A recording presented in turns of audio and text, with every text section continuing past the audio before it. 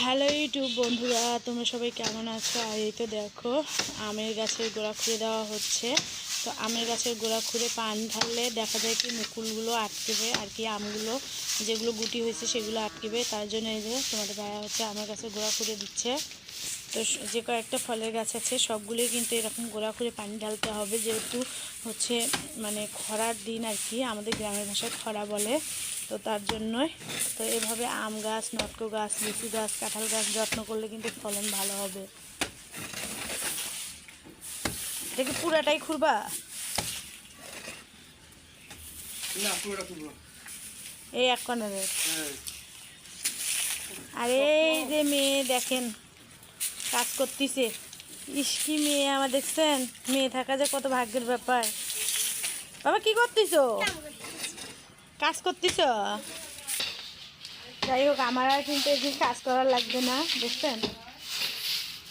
বাবা মেয়ে কতটা কাজ করতেছে। তো এদিকে হচ্ছে এই যে নটকো গাছটা দেখেন, নটকো কিন্তু গোড়া থেকে ফুল আসছে মাশাআল্লাহ।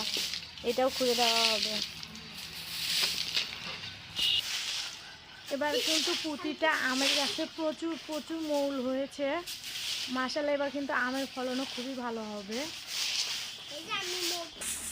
আমের গোড়ায় যে খোঁড়া শেষ, এখন হচ্ছে এই যে নটকর গাছের গোড়াতে চলে গেছে তোমাদের ভাইয়া। এই দেখো বন্ধুরা, নটকো দেখো, এই যে নটকো ছোট্ট ছোট্ট গুটি হয়েছে।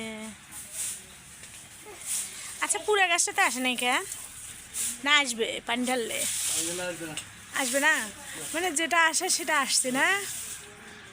নটকো গাছটা দেখেন অনেক বড়ই আর কি। তো বাড়িতে এরকম কয়েকটা নটকর গাছ থাকলে, লেচু গাছ থাকলে, আম কাঁঠাল থাকলে আর কি, মানে ফলমূল প্রায় আর কি কিনতে হবে না।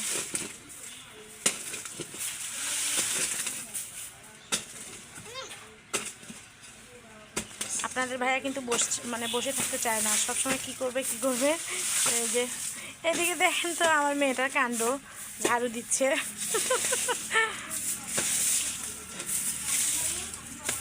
পেয়ারার গাছটা খুঁড়বে না? এরকমই থাকবে। এই যে পেয়ারা গাছ, দেশি পেয়ারা, পানি বেশি না, অল্প, একেবারে বেশি নয়। এখন হচ্ছে এই যে মোটর ছেড়ে দিল, গাছের গোড়ায় পানি দিবে। এই যে পাইপ দিয়ে কিন্তু গাছের গোড়ায় পানি দেওয়া হবে। ওগুলো ছেঁড়া জুতা। এই যে নারকেলের গাছের গোড়ায় আগে পানি দিচ্ছে। এটা হচ্ছে সৈদি নারকেল গাছ। এই যে দেশি নারকেলের গাছও আছে, ওইটা অনেক বড়।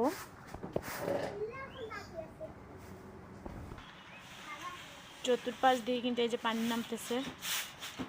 বাবা কি করো? ময়লাগুলো ওখানে রাখো, ওখানে রাখো।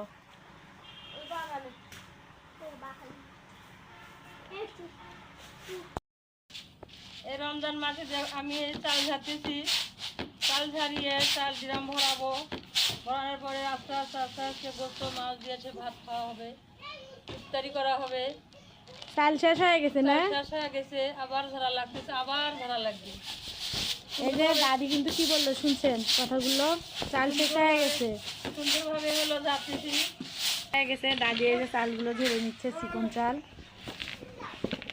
এই যে তো দাদি রোজা আছেন? হ্যাঁ আমি রোজা। রোজা থেকে যে চাল ঝাড়তেছেন কষ্ট হয় না? আমার খুবই কষ্ট হতেছে, আবার ভালোও লাগতেছে।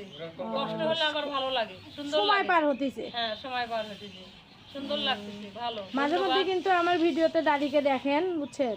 ধন্যবাদ। আসসালামু আলাইকুম রাহমাতুল্লাহি ওয়া বারাকাতুহু। ভালো থাকেন, সুস্থ থাকেন, আমাদের ভিডিওগুলো অবশ্যই দেখবেন।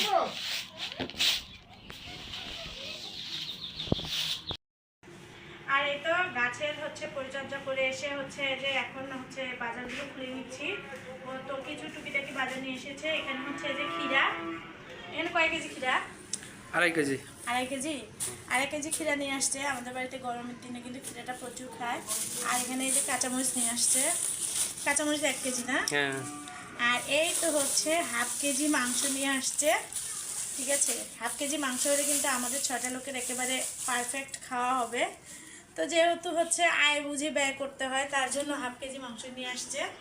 তো আজকে হচ্ছে এগুলোই মানে মাংস রান্না করব। আর এখন হচ্ছে মরিচের বোটাগুলো ফেলাই নেব, শশা ক্ষীরাগুলো হচ্ছে ফ্রিজে রাখবো। তো এগুলোই হচ্ছে বাজার। তো সবাই ভালো থাকবেন, সুস্থ থাকবেন। আমার ভিডিওগুলো যদি আপনাদের কাছে ভালো লেগে থাকে তাহলে অবশ্যই লাইক কমেন্ট শেয়ার করে চ্যানেলটিকে সাবস্ক্রাইব করে পাশে থাকবেন। আজকে এ পর্যন্তই, আল্লাহ হাফেজ।